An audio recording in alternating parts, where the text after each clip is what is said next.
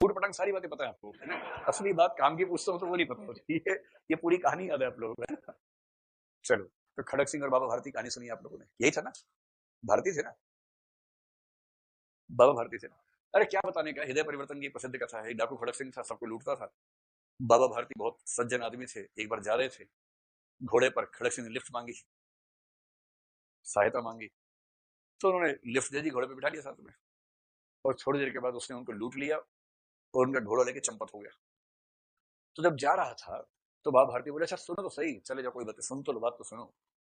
उसको लगा पहला ऐसा पीस मिला है जो इतना लूटने के बाद भी कह रहे सुन तो लो। तो खड़क सिंह रुका, बोला बताइए क्या कहना है।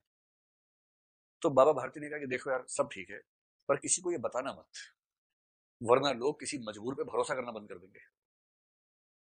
इसलिए अगर आप कभी किसी से लिफ्ट लेते हैं ना, तो सज्जनता से पेश आइए, वरना लोग लिफ्ट देना बंद कर देंगे। जब भी आप किसी से सहायता लेते हैं, अगर आपने सहायता को ठीक से स्वीकार नहीं किया, रिस्पॉन्ड ठीक से नहीं किया, तो ये नुकसान सिर्फ आपका नहीं हो रहा, समाज में उस सहमति का ही नुकसान हो गया जिस सहमति पर ये सारी व्यवस्थाएं चल रही थी।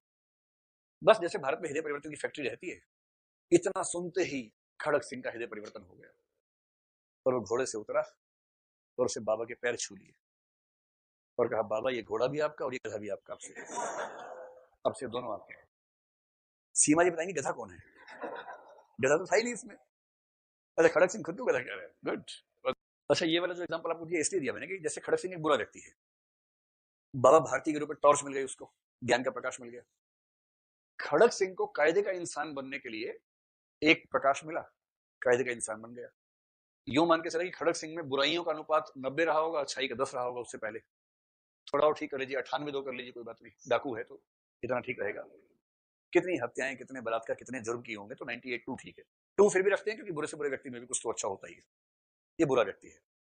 खड़क सिंह को जैसे ही ज्ञान प्राप्त हुआ वो अच्छा हो गया। अच्छे का मतलब मान लीजिए कि अब ये, आप मान लीजिए कि बुराई रहेगी 45, अच्छाई हो गई 55, जिसमें अच्छाई का अनुपात बुराई से ज्यादा, उसको अच्छा व्यक्ति मान लीजिए, कौन सी बड़ी बात है। बुरे से अच्छा होना इतना मुश्किल काम नहीं है, हो सकते हैं। अच्छे से और अच्छा होना ज्यादा मुश्किल काम है। अब कल्पना कीजिए कि एक व्यक्ति जिसके अंदर बुराई केवल 15 है, अच्छाइयां 85 हैं। मतलब आप तो हैं ही, आपके अलावा कुछ लोग ऐसे हैं संसार में। अच्छा, आपका अनुपात कम लिख दिया, 5 और 95 कर दो, ठीक है, अभी 15-85 मान लीजिए, कोई बात नहीं। तो अब ये व्यक्ति अच्छा है, ये भी अच्छा है, ये इससे अच्छा है, इसका मन करता है कि और अच्छा हो जाऊं। अब अच्छाई को 85 से 86 पर ले जाना एक एक पॉइंट पे बहुत मुश्किल होने वाला है ना? जैसे किसी के फिल्म्स में पहली बार में जीएस में 8 सवाल ठीक हुए, उसके पास स्कोप बहुत ज्यादा है परसेंटेज में आगे बढ़ने का। अगली बार 24 कर दिया, बोलेगा 300% का सुधार हुआ है। और जिसके पहले 60 थे वो कह रहे कि यार 60 का 61 ही हुआ, 1/60 गुणा 100, इतना ही सुधार हुआ, ज्यादा हुआ ही नहीं। तो जितना आप ऊपर हैं, अगले लेवल पर जाना उतना ही मुश्किल काम है। एक एक बिंदु के लिए जान निकलती है वहां जाके। तो और यदि कोई व्यक्ति इस गलत फहमी का शिकार हो जाए, जो कि कई लोग हो जाते हैं, कि मैं तो इसको 0 और 100 करके मानूंगा, ठीक, सरल भाषा में कहूं तो मुक्ति बोध की समस्या यही है इस कविता में। और इस कविता में एक प्रतीक आएगा दशमलव बिंदु, कि उसने बहुत कोशिश की किंतु दशमलव के बिंदु खत्म हुए नहीं। दशमलव के बिंदु वही है कि नैतिकता की दुनिया में एब्सोल्यूट कुछ भी नहीं होता है, आप 100% अच्छे हो जाएंगे, संभव नहीं है। तो इस ब्रह्म राक्षस की मूल समस्या समझ रहे हैं, ये बहुत अच्छा व्यक्ति था, यूं समझ रहे कि यहां पर था और इसका मन करता है यहां जाने का। अति भव्य असफलता, असफलता मिलती है किंतु असफलता बहुत भव्य होती है, ध्यान रखना है। इतिहास में हमेशा जीतने वाले व्यक्ति का सम्मान नहीं होता, कई बार हारने वाले का नाम ज्यादा बड़ा हो जाता है। इसलिए कुछ एग्जाम्पल देते कि जब नेपोलियन युद्ध हारा तो सब जगह यही बात फैली कि नेपोलियन हारा, ये नहीं फैला कि कौन जीता। किसी किसी की हार इतनी भव्य होती है, नेपोलियन का हारना बहुत भव्य बात है। और इसका क्या भाव निकला, जब आप महानता के क्षेत्र में प्रयास करते हैं तो आपका असफल होना भी बहुत भव्य होता है, क्योंकि आपने टारगेट ऐसा चुन लिया ना।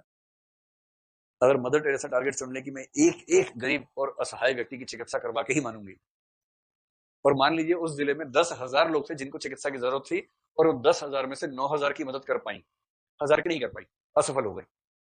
पर ये असफलता भी कितनी भव्य असफलता है।